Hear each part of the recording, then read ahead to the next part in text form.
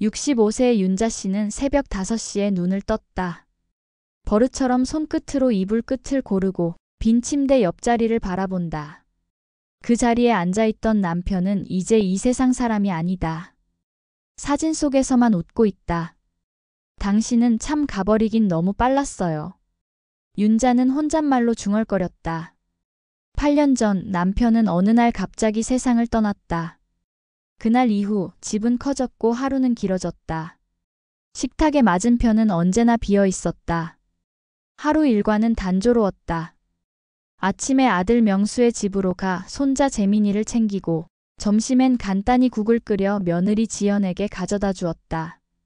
지연은 항상 미안하다는 말을 달고 살았다. 어머니 언제까지 이렇게 고생만 시켜요. 저희가 더 잘해야 하는데. 윤자는 웃었다. 에이, 애 키우는 재미가 있지. 난 괜찮아.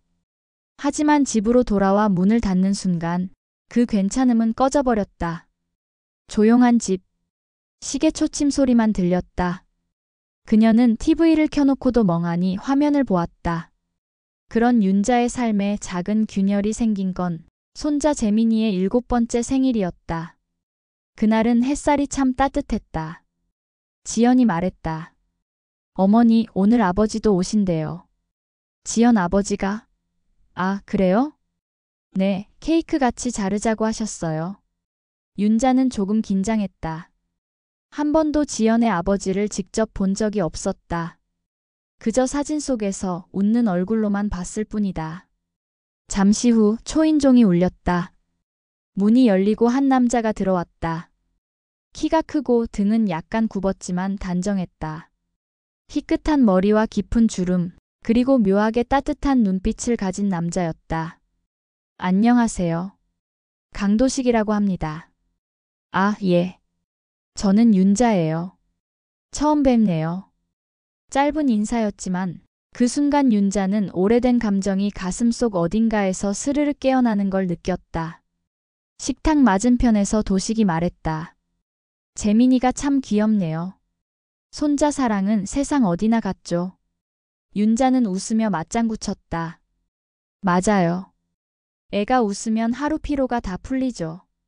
대화는 짧았지만 묘한 울림이 있었다. 그날 밤 윤자는 잠을 이루지 못했다. 이유는 몰랐다.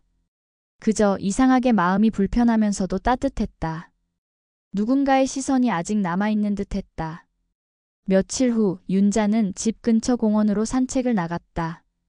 벚꽃이 바람에 흩날리고 아이들의 웃음소리가 멀리서 들렸다. 벤치에 앉아 하늘을 올려다보는데 누군가 조용히 다가와 옆에 앉았다. 윤자 씨 맞죠?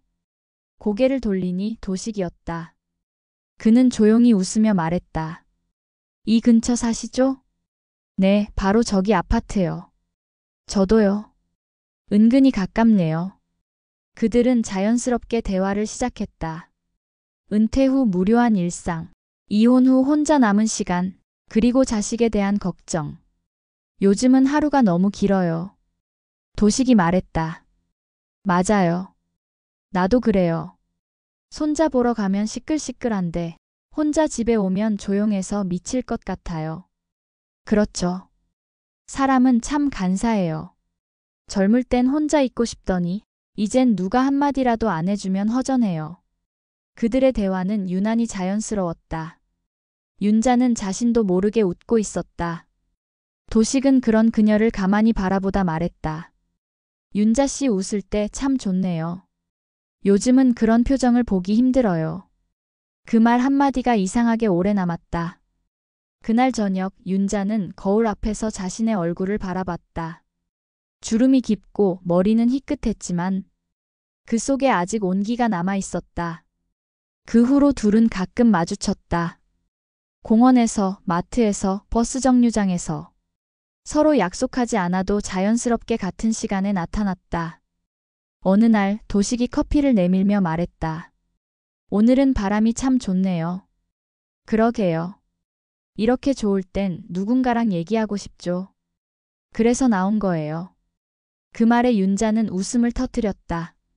그 웃음은 오래간만에 나온 진짜 웃음이었다. 시간은 빠르게 흘렀다. 그들의 관계는 조용히 깊어졌다. 누구도 모르는 시간 두 사람만의 대화. 도식은 윤자에게 자신의 과거를 털어놓았다. 나 사실 이혼한 지 20년 됐어요. 그땐 회사 일에만 매달렸고 집엔 관심이 없었죠. 결국 아내는 떠났어요. 윤자는 말없이 고개를 끄덕였다. 그래도 딸은 곁에 남았잖아요. 응, 그런데 그 딸이 지금 당신 며느리라니 세상 참 좁아요. 그들은 웃었지만 그 안엔 묘한 슬픔이 섞여 있었다. 그날 밤 윤자는 도식에게서 메시지를 받았다. 오늘 고마웠어요. 당신 덕분에 오늘 하루는 외롭지 않았습니다. 그 짧은 문장에 윤자는 마음이 흔들렸다. 그녀의 손끝이 떨렸다. 늙은 심장이 다시 뛰기 시작했다. 시간은 어느새 여름으로 향하고 있었다. 도식과 윤자는 매주 한두 번씩 마주했다. 사람들은 그냥 손주 키우는 시어머니와 은퇴한 노인으로 봤다. 하지만 두 사람의 마음속엔 조용히 피어오르는 감정이 있었다. 그날도 도식의 집 근처 카페였다. 비가 내리고 있었다. 윤자가 우산을 접으며 들어서자 도식이 미소 지었다. 이런 날엔 따뜻한 커피가 최고죠. 혼자 마시기엔 너무 쓸쓸하잖아요. 그래서 부른 거죠. 잠시 침묵이 흘렀다. 도식은 윤자의 눈을 조심스레 바라봤다.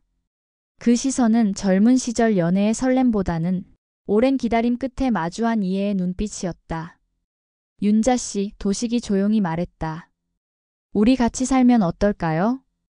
윤자는 커피잔을 내려놓으며 놀란 눈을 했다. 갑자기 그게 무슨 말이에요? 같이 살아보자는 말입니다. 서로 외로운 사람끼리 서로 의지하면서요. 윤자는 고개를 떨궜다. 애들이 뭐라 하겠어요? 며느리 아버지와 시어머니라니 세상에 이런 일이 어딨어요. 그래서 몰래 하는 거죠. 도식은 담담히 말했다. 이제 우리 세상 눈치 보며 살 날도 얼마 안 남았잖아요. 그 말은 가볍지 않았다. 윤자의 가슴 어딘가를 세게 두드렸다. 그날 밤 그녀는 잠을 이루지 못했다. 창밖엔 비가 내리고 라디오에서 옛 노래가 흘러나왔다. 그대 떠난 빈자리 바람만 스치네. 그녀는 문득 생각했다. 내가 이렇게 살아도 되는 걸까? 하지만 그 다음 생각이 더 길었다.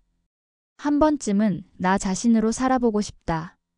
며칠 뒤 윤자는 작은 여행 가방을 들고 도식의 집으로 향했다. 잠시만 며칠만 지내다 갈게요. 그래요. 아무 말 안 할게요. 그날부터 그들은 함께 살기 시작했다. 낮엔 시장에 가고 밤엔 라디오를 들으며 도란도란 이야기를 나눴다. 윤자는 오랜만에 밥을 둘이서 먹었다. 식탁 위 2개의 밥그릇, 그것만으로도 마음이 따뜻했다. 도식이 말했다.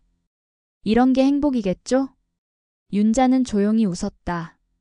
행복은 대단한 게 아니라네요. 누군가 같이 있어주는 거 그게 전부래요. 하지만 행복은 언제나 오래 머물지 않았다. 며칠째 윤자가 아들 명수의 전화를 받지 않았다. 명수는 처음엔 대수롭지 않게 넘겼지만 지연은 점점 불안했다. 어머니가 갑자기 친구 집 간다더니 전화도 잘 안 받고 위치도 이상해요. 그녀는 조심스레 명수의 휴대폰을 꺼내 윤자의 위치를 확인했다. 강도식의 집 근처. 순간 가슴이 덜컥 내려앉았다. 설마 우리 아버지 집? 지연은 머리를 싸쥐었다. 말도 안 되는 생각이었다. 하지만 몇 날 며칠을 지나도 그 위치는 변하지 않았다. 명수는 처음엔 믿지 않았지만 마침내 지연의 눈빛을 보고 결심했다. 확인해보자. 직접. 그날 저녁 두 사람은 조용히 도식의 집으로 향했다. 문틈 사이로 불빛이 새어나왔다. 안쪽에서 들리는 웃음소리, 그리고 라디오의 잔잔한 음악. 지연이 떨리는 손으로 초인종을 눌렀다. 딩동. 안에서 윤자의 목소리가 들렸다. 도식 씨, 누가 왔어요? 순간 문이 열렸다. 현관문 앞에서 명수와 지연이 굳은 얼굴로 서 있었다. 식탁 위에는 2개의 밥그릇과 반찬, 그리고 라디오 옆엔 반쯤 마신 커피잔 2개. 명수가 소리쳤다. 엄마, 이게 뭐야? 지연은 눈물을 흘리며 아버지 정말 이러실 거예요? 윤자는 멈춰섰다. 아무 말도 할 수 없었다. 도식이 침묵을 깨며 말했다. 미안하다. 우리 외로워서 그랬다. 그 한마디에 명수의 얼굴이 일그러졌다. 외로워서요? 그 말이 지금 변명입니까? 윤자는 조용히 말했다. 그래. 변명일 수도 있지. 하지만 난 사람이니까. 누군가 곁에 있어주길 바랐어. 지연이 울먹였다. 엄마 같은 분이 왜 아버지한테? 사람의 외로움엔 나이가 없단다. 그날 밤 명수는 집으로 돌아가지 않았다. 지연은 방 안에서 조용히 울었다. 윤자와 도식은 아무 말도 하지 않았다. 라디오만 끝없이 흘러나왔다. 사랑은 언제나 서툴다. 그날 이후 가족은 무너졌다. 명수는 어머니와의 연락을 끊었다. 지연은 아버지에게 냉랭한 목소리로 말했다. 당분간 연락하지 마세요. 도식은 말없이 짐을 쌌다. 윤자는 홀로 남았다. 그녀의 손끝엔 여전히 도식의 온기가 남아 있었다. 그러나 마음속은 텅 비었다. 하루 종일 멍하니 앉아 있다가 갑자기 울컥 눈물이 터졌다. 며칠 후 도식이 조용히 찾아왔다. 용서받을 수 없겠죠. 용서가 아니라 시간이 필요해요. 그럼 기다리겠습니다. 이젠 멀리 떨어져 있어야겠죠. 그래요. 우리 조금 떨어져 봐요. 그는 그날 이후 지방으로 내려갔다. 윤자는 다시 혼자가 되었다. 하지만 이번에 혼자는 전과 달랐다. 누군가와 함께한 기억이 있었기 때문이다. 시간이 흘렀다. 가족의 상처는 천천히 아물었다. 명수는 어느 날 문득 어머니를 찾아왔다. 엄마, 지연이 그러더라. 그땐 너무 충격이 컸다고. 그래도 이제 이해하려고 노력한대. 윤자는 고개를 숙였다. 그래, 내가 잘못했지. 아니, 그냥 사람도 외로울 수 있으니까. 명수의 말에 윤자는 울컥했다. 1년이 흘렀다. 손자 재민이의 초등학교 졸업식 날. 윤자는 행사장 뒤편에 조용히 앉아 있었다. 무대 위에서 재민이가 상장을 받는 걸 보며 그녀는 눈가를 훔쳤다. 그때 누군가 뒤에서 조용히 말했다. 멀리서라도 보고 싶었어요. 고개를 돌리니 도식이었다. 예전보다 조금 더 야위었지만 눈빛은 여전히 따뜻했다. 지연이 허락했어요. 오늘만이라도 얼굴 보라고. 윤자는 말없이 고개를 끄덕였다. 이제 봄이네. 또 봄이네요. 그대와 봄은 늘 이렇게 돌아오네요. 그들은 말없이 손을 맞잡았다. 그 순간 지연이 멀리서 그들을 보고 있었다. 잠시 멈춰섰지만 곧 고개를 끄덕였다. 그리고 미소 지었다. 엄마도 아빠도 그냥 행복하세요. 이번엔 제가 이해할게요. 그해 여름 도식은 세상을 떠났다. 지연이 전화를 걸어왔다. 어머니 아버지가 가셨어요. 윤자는 아무 말도 하지 못했다. 단지 가슴이 먹먹했다. 며칠 뒤 장례식이 끝나고 지연이 작은 봉투 하나를 건넸다. 아버지가 남기셨어요. 당신께. 윤자는 떨리는 손으로 봉투를 열었다. 그 안에는 편지 한 장이 있었다. 윤자 씨. 당신을 만나서 다시 사람이 되었습니다. 누군가의 따뜻한 말 한마디가 얼마나 큰 힘이 되는지 그제야 알았습니다. 부끄럽지만 행복했습니다. 고맙고 사랑했습니다. 윤자는 편지를 가슴에 안고 오랫동안 울었다. 창밖에는 봄비가 내리고 있었다. 그녀는 조용히 중얼거렸다. 이제야 진짜 봄이 가네요. 몇 달 뒤 윤자는 지연과 함께 동네 벚꽃길을 걸었다. 예전 같았으면 어색했겠지만 이제는 둘 다 조용히 웃으며 걸었다. 어머니, 아버지가 그러셨어요.